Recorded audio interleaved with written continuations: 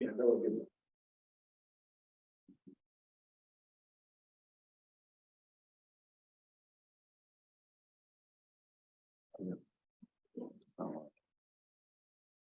Call the meeting to order.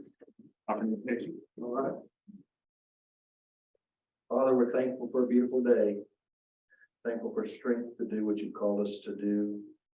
Thank you, Lord, for those that are serving in our place overseas and at home, and for those in this room that take care of the business of our community. We ask your blessing upon this evening, and we bring glory to you in every area. In Jesus' name, amen. Amen.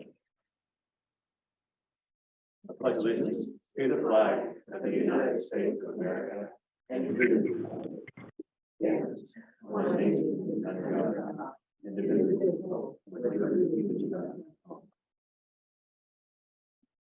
there any changes to the agenda? Stacy, help me remember, did we republish everything that we sent out as of yesterday? Yes. On the website, okay, so no, there should not be any more changes to the agenda. I move to approve the agenda. Second. So moved by Commissioner Hutchinson, second by Commissioner Belden to approve the agenda. Is there any further discussion? Hearing none, all in favor say aye. Aye. All opposed, same sign. Motion passes.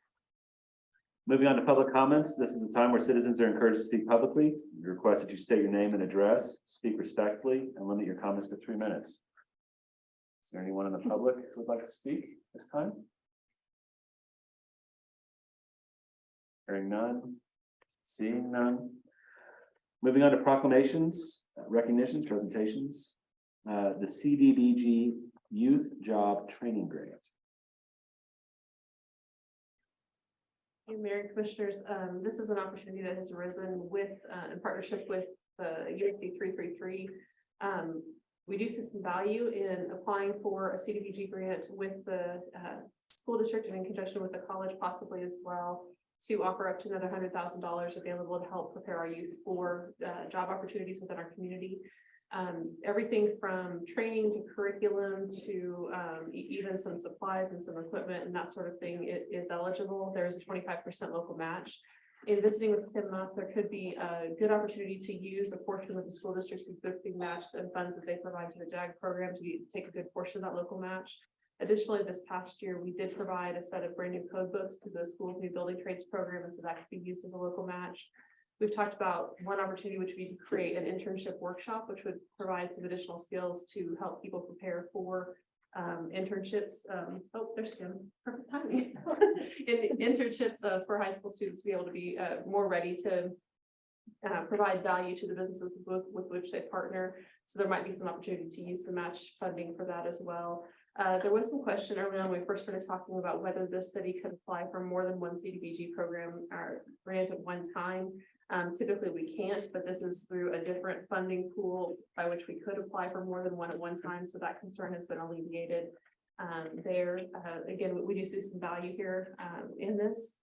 The school district cannot apply for CDBG funds, so that's why they're asking to partner with us. Either the city or the county has to apply for those funds, but that's the reason for that. Tim, do you want to speak to anything else related? That wouldn't mind coming up to the podium and showing a little bit about what your vision is for this grant? Sure. I'm sorry to apologize for walking in late. I only have this note here just to remind me what our 3 buckets of funding were, but we just approached Amy with just an opportunity that we thought might be more related to a community opportunity than just for the school district. So I guess I'm happy to answer any questions that you have if you have any questions about it. With the job training, would it be solely aligned with JAG, or would other students be eligible for this then? Good question. And in fact, on the request for proposal, it specifically mentioned JAG, and so that was the first person that I went to talk with as our local coordinator, who then invited the regional coordinator for JAG. No, it is not just for JAG students, but that was kind of almost more an attempt by the Department of Commerce to ensure that you were looking at those students that are at risk. Sure. And that, you know, those students that could potentially then benefit the community too. Good. Service opportunities. So how do you fund it when the grant's done? So the grants What funded for a happens then? 24-month period, and I think what Amy mentioned is some of the buckets of funding that we were looking at is to develop an internship program, and she explains this a lot better than I do because it's really kind of from her brain more so than mine, but I thought, "Oh, that sounds like such a great idea," but value added from the standpoint that you're providing students, whether they be junior or senior students, or even could potentially be Cloud County Community College students and some of their associate degree programs or certificate programs, but to have an internship program in place that we would spend part of the money to kind of develop that program. Potentially, it would be using somebody's time to help develop that. And then all students, before they go and work in a student internship opportunity, would have kind of the background knowledge of terminology in the field, a little bit of the understanding of, human resources, even basics like Amy and I talked, like being able to count change back, simple things like that, but then to the standpoint of what's the difference between a bid, a quote, an invoice? How does the billing process work? Some of those things that you could kind of build upon for a student intern, that they would have that base knowledge so that you don't go into one of our local businesses and have that local business have to spend all of their time every time they have a student intern to go over those things over and over. They don't teach those in basic math anymore. I mean, come on. That's Absolutely should. Absolutely should. I mean, yeah. I mean, it seems like we're. Yeah. There are some of these things that we should be teaching in our curriculum rather than, and we've tried it before and gotten grants, and then they decide that we aren't going to do that anymore, so they sell all the equipment that we've had, and now we're wanting, to get another grant to buy it back. Yeah. And will you require these kids that this grant would pay for their license? You're going to require them to stay in the community for a certain length of time, or are we going to do all of this and let them? You bring up good points, and I agree with you wholeheartedly. Like, are our math classes and is the math curriculum already approaching this? And of course, yes, it is.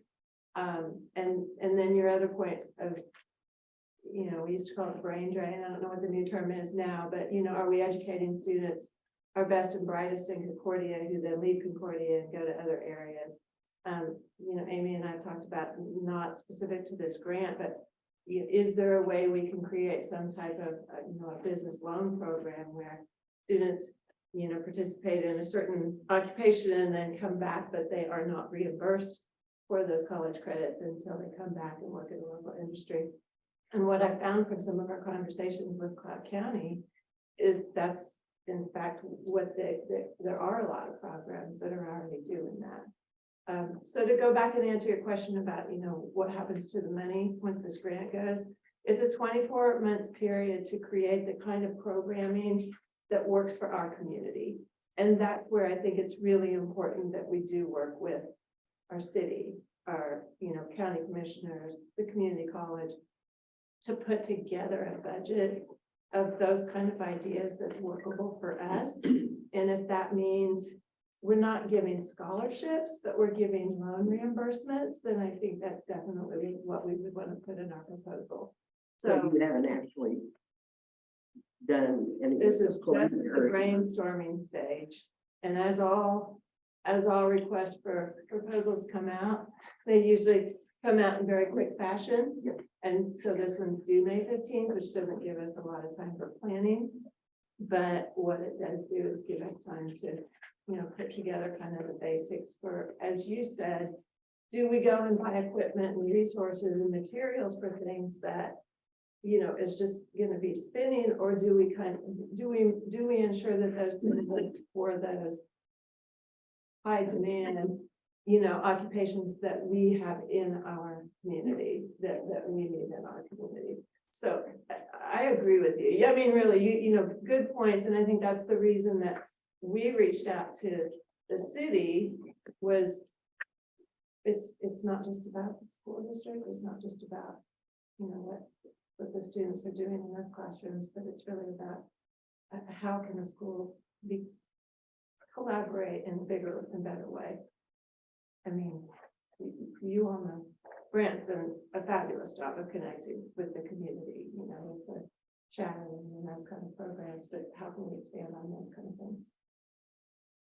So doesn't, sorry, doesn't the school already have a program very similar to this? So what, is this just, like you said, just expanding it? And how are these kids getting, like, do we go to Regina's kids and say, hey, you're in welding, so why don't you go work at Gerard's or Concordia Technologies for an hour on Monday, Wednesday, Friday? I mean, how, and maybe this is down the road questions, but how is Yeah. that gonna work? Is it just the skilled laborers? Is it? Good just question working for too. the I mean, city? this grant, because the Student Department of Commerce is trying to meet that need of the skilled occupations, service industries within communities. A statewide initiative now is to build upon those regional career areas that are needed. And in fact, you can't get a career in tech ed program approved at the State Department of Education level, neither at the 9 through 12 level or at community college at post-secondary level, unless it is a high demand and high need occupation within your area. And then that comes with kind of almost a scope and sequence of, you know, from 5th grade, you know, 5th and 6th grade, it's looking at what are opportunities. That's, you know, where Brant's done a great job, like shadowing, bringing in people to talk with kids, talking with them about financial literacy, and then kind of moving up that scale when you get to 7th and 8th grade, doing a little bit deeper delve with that, looking into, for the careers that I'm interested in, what kind of skills do I have that match those occupations? You know, going up through the 9 to 12, what's my skill set? What are my academic skills? What classes would I need for the job that I'm going into? But, you know, again, those terms change all the time. Now it's called IPS or individual plan of study, but it's the same as what we were doing generations ago with a different name. I have a question more for Amy on who, since we're applying for the funds, who administers the program, who cuts the checks, who takes, you know, like, how does that all work? We talked about having USD 3.3 administer it just because they're already administering the JAG program. And so having that flow through there. My concern is that city staff had kind of made a decision that they're no longer going to allow people to use the city to apply for grants. And that was mostly like individuals for like foundation grants, which I understood, and I understood the reasons were we don't have oversight of the funds, and then B, it could prohibit us from applying, you know, later if there's 50 people applying under the city, then it kind of dilutes our power. You answered the second part of that, but I guess the first part of that, it's even more of a concern just because these aren't just grant these are government dollars. And if we don't have really good oversight of them, we could lose our ability to apply for CDBG in the future. So I don't know, I guess, what is your response to how are you mitigating that risk if we're handing cash over? Not that we wouldn't trust the school district, but if it's it's our name, our ability, and we've lost the ability to have CDBG funding for a while, and it was not a fun period of time. So how would we mitigate? So I would see that as kind of a team administration effort. So just like we have the Community Resources Committee and we're working with Cloud Corp on the MIH grant and tax credits, or just like the Housing Authority is working with the city to be the fiscal agent for their authority grant. I would see something very similar for here. So even though primary oversight administration to grant would happen with USD 333, I would work with Kim to take a look at everything that flows in and flows out to make sure that our name, our EIN is protected in the future, because that is a primary concern of us. And that's why we took so long working with NCRCPC, because they administer all of our CDBG grants, and making sure that we were dotting our I's and crossing our T's so that we didn't end up in a situation where we couldn't apply for other funds that would more closely align with some of the city priorities at this point in time. Would that alleviate concerns, or do you want us to see us take a different direction if we proceed from here? I think for tonight, like, I would want to see more, I mean, it's kind of like, it might be this, it may be this, we don't know what this looks like, we don't know what the dollars are gonna go for. I think I'd feel more comfortable saying yes, if like by next meeting, we had a plan, and as I understand, like, this is kind of been in the works for a while, so I'm a little confused why we don't have more of like an exact plan. And part of that's my fault, because I said pump the brakes a little bit while I figure out if this is going to be detrimental to our other priorities, so. Okay. Well, I will accept that responsibility. Sure, just maybe if next, I mean, I don't know that I'm comfortable saying go ahead until we see kind of more of a, this is what the budget is, this is what the money's going to be. If it's government funding, just because it's stickier. Okay, so just to make sure I understand, you'd like to see us come back with a more finite plan of exactly where the funding is gonna go, how it's gonna be spent, how it would be administered, a more full application ready to go, have you guys give your blessing, and then we can apply. Is that correct? Yeah, I don't think there's any doubt that, the more guidance, the more support we can offer students, especially at-risk students, and being able to identify career paths and the skills that would be helpful for them and being able to fulfill that. I mean, that's absolutely, I don't think there's anybody that doesn't need more employees to be productive members of employees. And I know that there are some companies that are, you know what, I'm just glad that they showed up today. And so we certainly want to help equip our students as best we can. So I think that this partnership is a good idea in theory, but being able to dial into it a little bit and make sure that we have a good idea of where it's going, I think makes sense. And with that, I feel pretty positive about it, but. And I think for the standpoint of the school district, we also would want to know what some of those processes are in order to be able to mitigate any, anything in the future that might come up that could potentially cause anything, as far as community related relationship to be at risk. And I think from our standpoint, like Amy said, we kind of put a halt on being able to put budget items together because we weren't sure that we were going to be able to move forward with it, just with the having tandem CDBG projects. But I think that would be helpful for all of us to know, and good information to see like what equipment, what resources are we actually talking about? I don't even have that myself.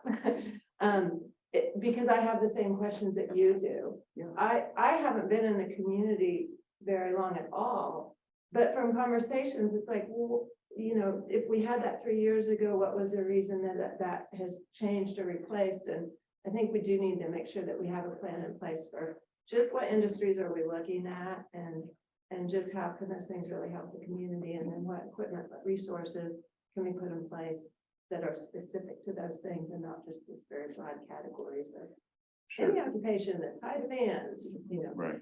How do we flesh this out, and then what do we do that's gonna encourage us if this is gonna be a sustainable effort? I think speaking to Marcia's concern about how do we, if this is a good project, and it sounds like it certainly could be, what do we need to do to make sure that it's sustainable beyond the grant window? And I think we can iron some of those things out. It's an encouraging idea. And so from the school district standpoint, I think what we can definitely do in the next month is put together a budget of those areas that would match with our already existing career and tech ed pathways, and what resources might be beneficial to those, what they would be used for. We already have a good idea of what our match would be. I know from talking with Clark County Community College, they would be really interested in some assistance in the early childhood area. They have a new 16-hour certification program for early child care. I don't know what it's called, but potentially some things that could assist with that 16-hour that then leads into a certification and associate degree, potentially bachelor's in early child care. So that's where the conversation led with Clark County specifically, was in that space. I think anything we can do, in my opinion, to streamline their educational process, any hurdle is an opportunity for an off-ramp. And so if we can help streamline this process, I think it makes sense in partnering with the college. I think And that's it's where good. their match, their cost share match would come in, is the salary and the resources that they have. Which could easily bring us then to that. Any other questions? I appreciate it. Thank you. Moving on to Community Foundation Highway Sign Approval.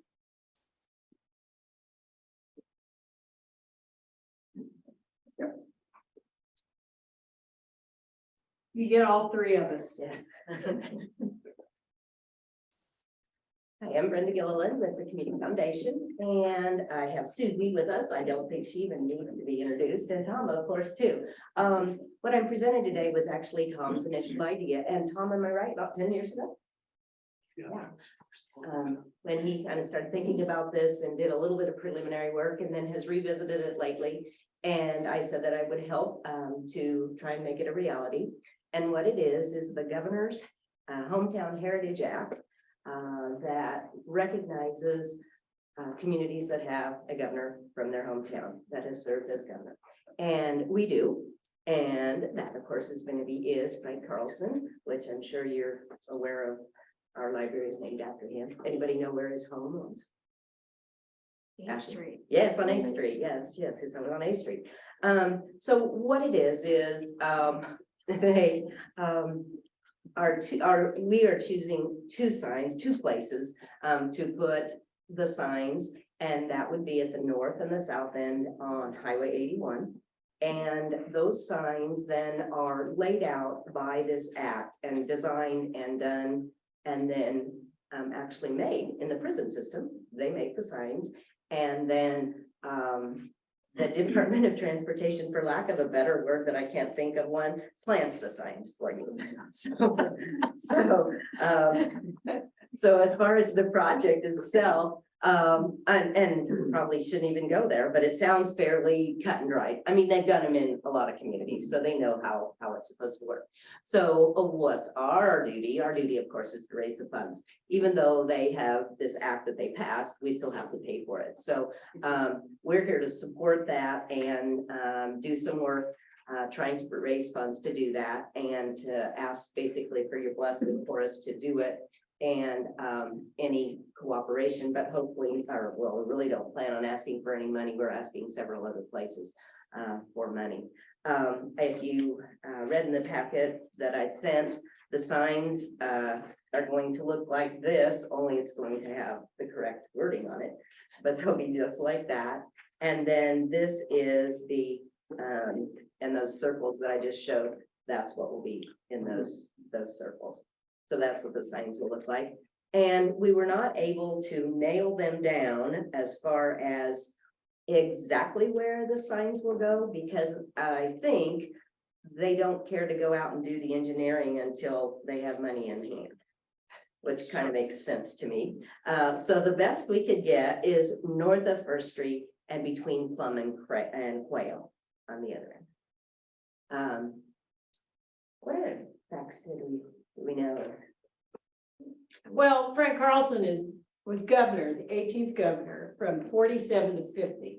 And he's the only Kansan who was elected to both the US House of Representatives and the Senate.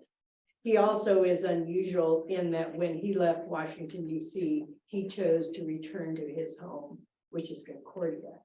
I think it's important that we as locals spread the word about his importance in Concordia, in Cloud County, in Kansas, and the US.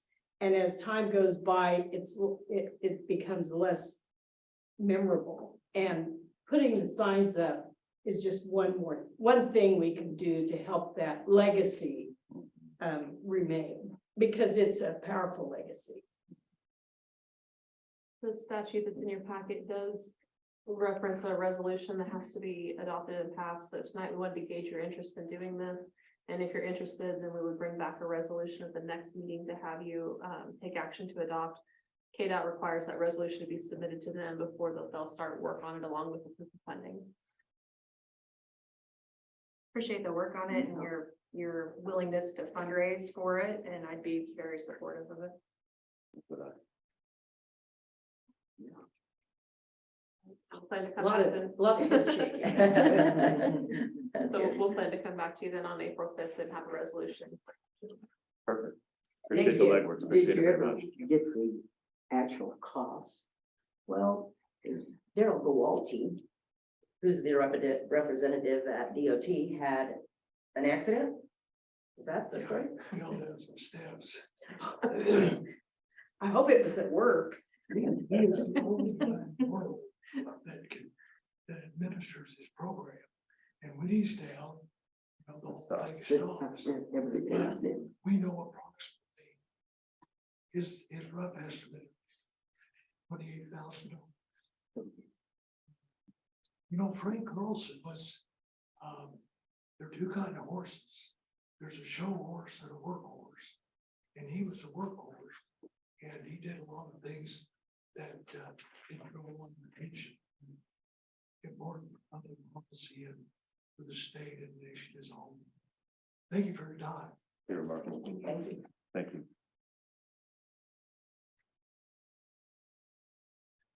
Moving on to the action agenda. This sounds so exciting.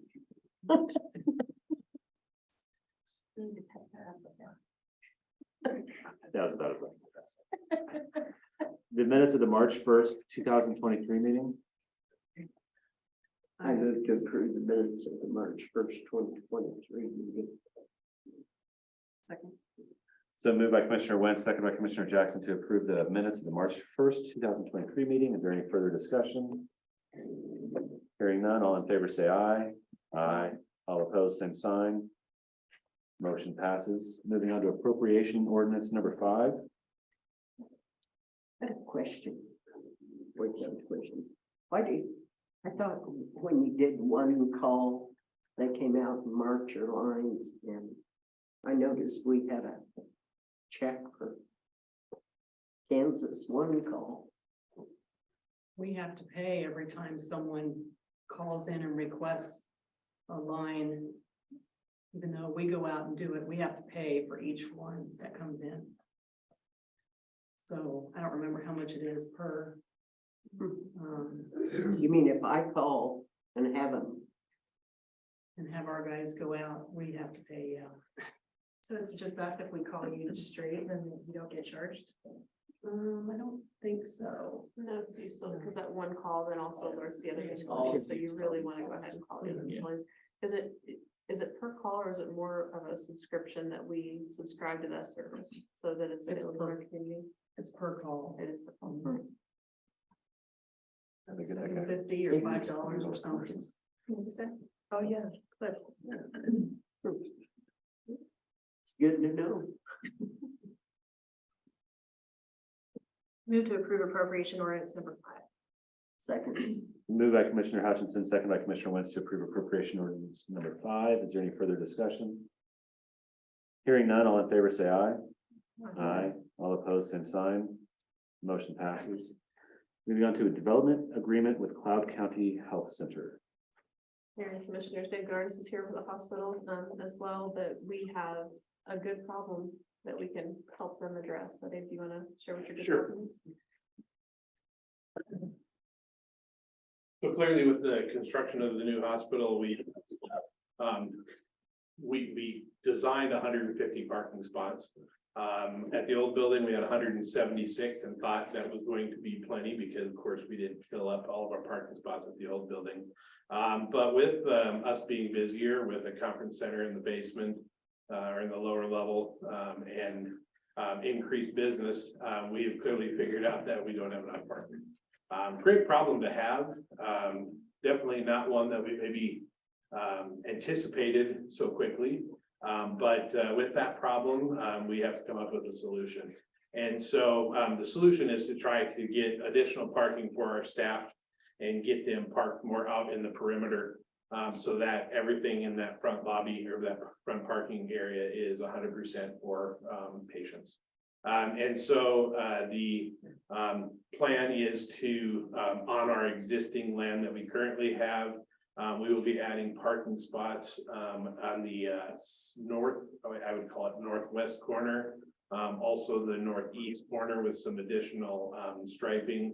The northwest corner will be with tearing up some grass and putting in some additional parking spots. And then that's just not enough. We need additional parking.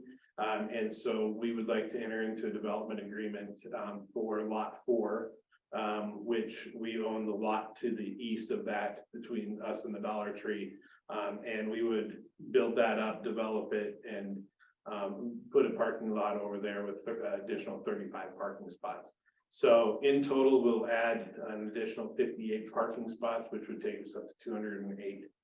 So with your support and approval, we'd like to acquire lot 4 to be able to expand parking, which is the only thing that can be put on that lot because of the drainage pipe that comes underneath there.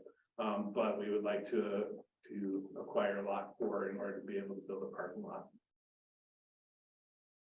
And as you can see, the development agreement too, in exchange, we would retain a permanent public drainage easement in that area, so it would not negatively impact the flood control and stormwater drainage.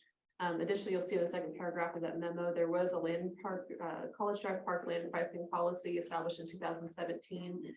It addressed pricing for lots 3 and 5. It did not address this particular lot. However, reviewing this, staff would support donation of this property under that same policy.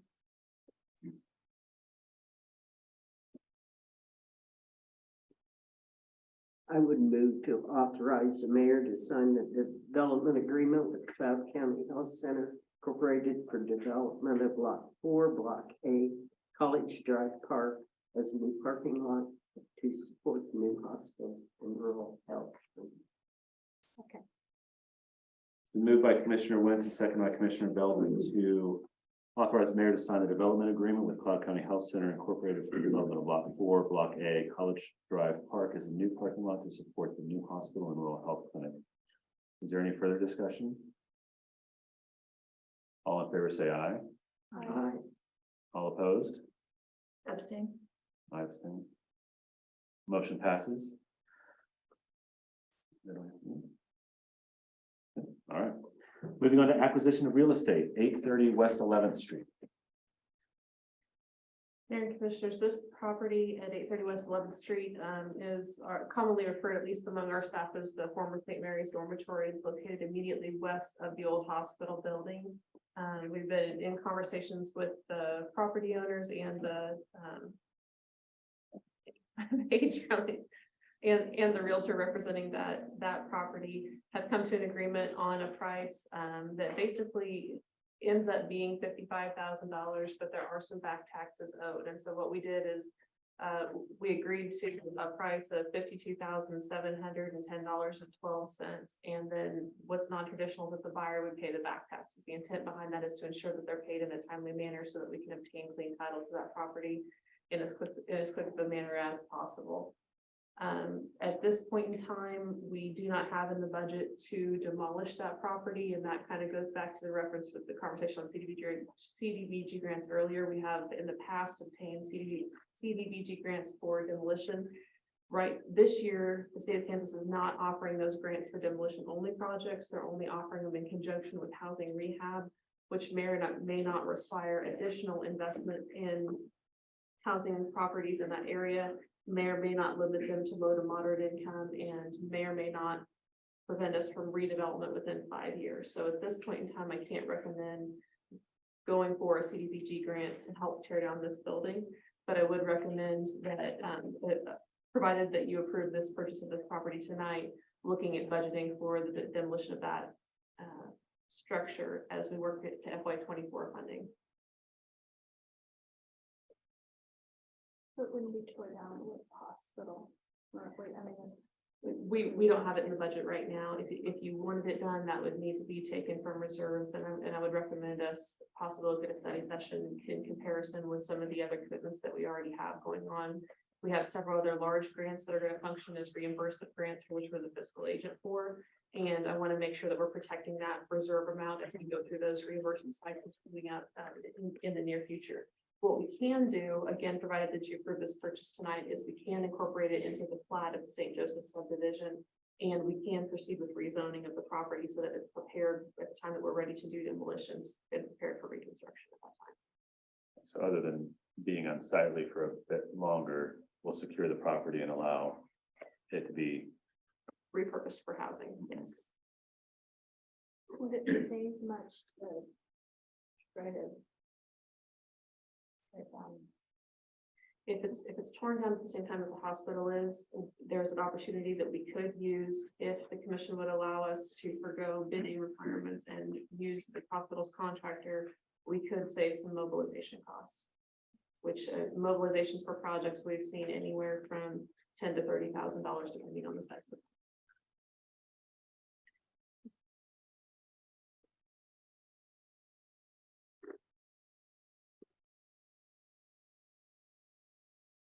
Is there,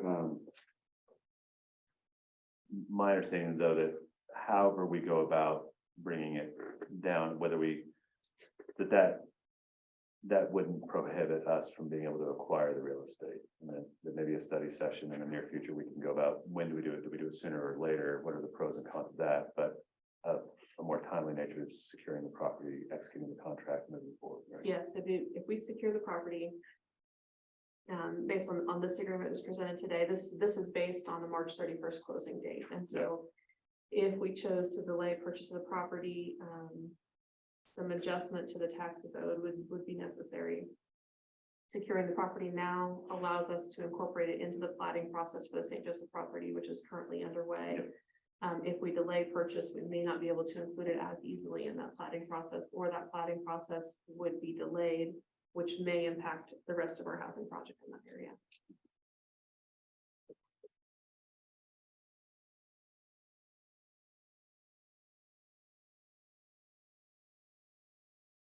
I move to authorize the city manager to sign the real estate purchase agreement for 830 West 11th Street for $52,710.12 and pay taxes owed in the amount of $2,289.88 from city reserves.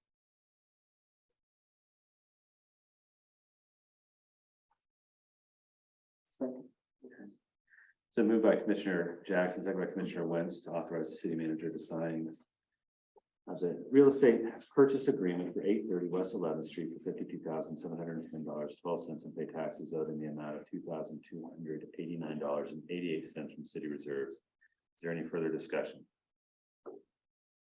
Hearing none, all in favor say aye. Aye. All opposed, same sign. Motion passes. Moving on to sale of natural gas line.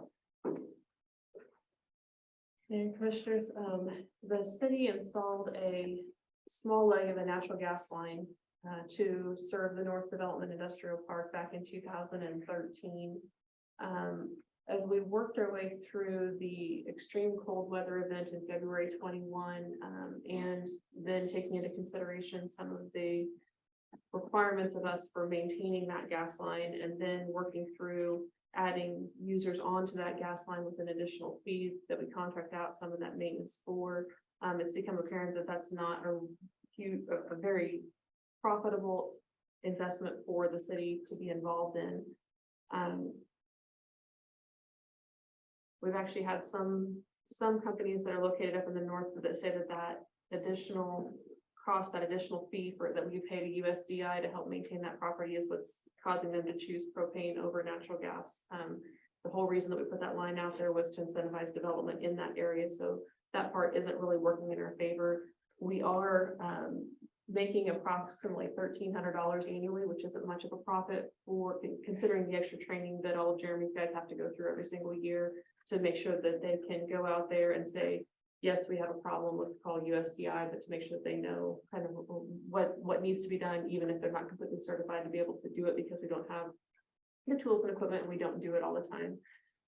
During the cold weather event in 2021, we also recognized that our contract with Kansas Municipal Gas Association is not protected by the KCC, so there's no price protections for our customers on that line. So when gas went up, spiked very, very high, we had to pass those charges on to those customers immediately, the jail and KDOT at that point in time. I think they went from, help me remember, Amber, they went from normally paying about $3,000 to $4,000 a month to having to pay $20,000 at one time in a month. So it was a huge spike. And there really wasn't much that we could do. In the meantime, during that time, we were engaged with those members of KMGA on a daily basis, watching NYMEX futures, seeing what was going to happen. Not sure if would have to put in extra money to make sure that that company could secure extra natural gas. That's not a realm that we normally work in or that we're experts in, and that made us a little bit uncomfortable too. So we began talking a little bit with Kansas Gas at that point in time to say, what would happen? Are you guys interested in buying this? Because Kansas Gas operates the lines and owns and operates the lines in the rest of our community. This is the only segment of line that we own and operate. So we've been visiting with them since that point in time, have come to an agreement on a price that does not negatively impact any other consumers of Kansas Gas within the community. It doesn't necessarily recoup all of our costs and all of our investment into that line initially, but it does take away that extra surcharge that we have to charge our customers right now because of our contract with USDI to help maintain that line. And it does help us to recover some of the costs back again. There is a asset purchase agreement in your packet that we can go over, and we did have some adjustments since that was published to your packet. Kara Titus with Kansas Gas is here, and then Robert Benson, the Kansas Gas attorney, is on the Zoom as well to help walk us through what some of those changes are. I'm not sure if you want to come up, if you want to say a few words about this at all. Sure. Hi, I'm Kara. It's really good to be here. So we've been working with Amy on this purchase agreement for a while now, and we're really pleased to bring something forward that we think will do right by the customers that you have. It will really positively impact their bill on an annual basis. It'll save them a lot of money, and hopefully it will help you advertise those lots that you have out there and make them more desirable for more business to move in. So I have our attorney, Robert Vincent. He had to join by Zoom today. But he can walk through the purchase agreement if you would like. The one change that Amy mentioned is really small, and it just has to do with right-of-way and easements. We wanted to ensure that the right-of-way access that we currently hold with our franchise agreement was reflected in that language, and that the KDOT right-of-way and some private easements are assignable to us. And so it just kind of cleaned up some of that, and Robert can dive into that more if you have questions about it. So Robert, I'll turn it over to you. Well, thank you, Kara. First of all, good evening, commissioners. Am I coming through okay? I just want to make sure you all can hear me. I'm seeing thumbs up. Well, thank you for allowing me the opportunity to appear before you this evening via Zoom. I'm sorry I can't be with you there in person. I think Kara did an excellent job summing up some of the benefits of this agreement, as well as Amy's introduction. You know, we are proud to serve Concordia, and we are really proud to be presented the opportunity to take over this asset and to provide service to the park that it serves. The asset purchase agreement that's before you is the most simplified agreement we could put together that allows us to fully execute this transaction. It covers not only the purchase of the pipeline itself, but all of the real estate necessary to actually access the pipeline. In addition to that, it ensures that any records that we need for a federal or state pipeline safety compliance aspect of the transaction is brought over to Kansas Gas Service. The schedules and exhibits that are at the back of the asset purchase agreement are where those technical details get filled in a little bit further as we move throughout the closing process. One thing I do think that is important to mention, or really maybe the two most critical aspects of this agreement for your reference, start on page 1. It's section 1.1, and you'll see a series of subparagraphs there, A through H. That really speaks to the meat and bones of this transaction, what assets are being transferred, the books, the records, the things I just mentioned. And the red line that Kara is mentioning is found within section 1.1a. We wanted this agreement to be very clear that the only additional property rights that are transferred with it are the private easements or permits that are necessary to access the natural gas facilities, and nothing more. The city isn't giving Kansas Gas Service any rights other than those natural gas access rights. Because we already serve Concordia, much of our access rights are contained within the franchise agreement we have with the municipality.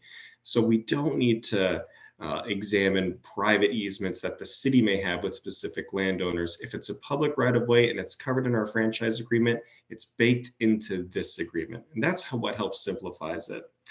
The second aspect that I would draw your attention to is on page 2, continuing into page 3. And that's section 1.2, the purchase price.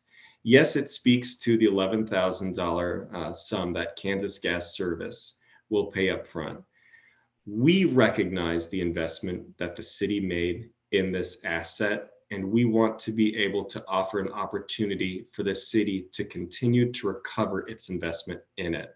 So for the next 7 years, section 1.2 speaks to a revenue sharing agreement, where as new meters are set in the park itself, Kansas Gas Service will share the revenues that it receives from those new customers with the city of Concordia. So those are the two main aspects of the agreement I wanted to draw your attention to. I'm happy to take any questions that you may have on it. The main takeaway is this is the most simple agreement we could put together to fully effectuate the transaction. We're proud to serve Concordia, and we're proud to appear before you tonight, and I'll stand for your questions. We do have 3 customers on the line right now, and we expect 2 more meters to come online here in the next few months with new construction happening in the area. I had a simple question. How'd you come up with 7 years? Seemed like an odd amount. No, that's a great question. In fact, we modeled that time frame based on our main extension agreements that we enter into with property developers. Our tariffs, which are approved by the Kansas Corporation Commission, allow us to offer similar types of rebates to developers, but there is a time period associated with that. There's a maximum time limit, and it's 7 years. So the reason this agreement is 7 years is so we can tie that requirement to some of our KCC jurisdictional tariffs and keep them uniform across the board. Thank you. So for the 3 existing customers, that doesn't change any revenue, but just 75% of the net revenue for the 2 new meters, and then any that are added within the 7 years. So that 4th meter, that KDOT where the service line's already installed, we are counting that in the original purchase price. Okay. So it will not be eligible for the future revenue share, but that 5th meter that's coming in will be your first one. Okay, so, and that's the warehouse up there, the food distribution center.